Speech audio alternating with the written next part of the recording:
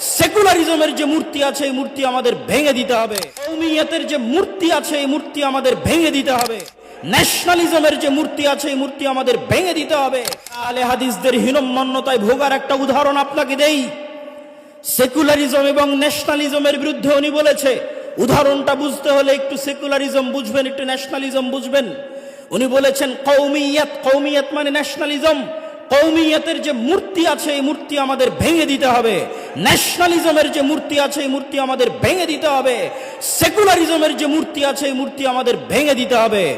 এই সেকুলারিজম, এই ন্যাশনালিজম তাগুত এবং শিরকের কাছাকাছি মহা অন্যায় এবং মহা অপরাধ। কিন্তু দুঃখজনক হলেও সত্য কি জানেন, আমরা আহলে হাদিসরা যে ব্যক্তি নাভির নিচে হাত বাঁধে, যে ব্যক্তি রাফুল আদাইন করে না, তাকে অপছন্দ করি ঠিকই, কিন্তু একটা দল যখন সেকুলার পার্টি করে আর ওই সেকুলার পার্টির যখন নেতা হয়, তো ওই সেকুলার পার্টির নেতাকে কোন লজ্জায় গর্বের সাথে বলেন যে সে আহলে হাদিস?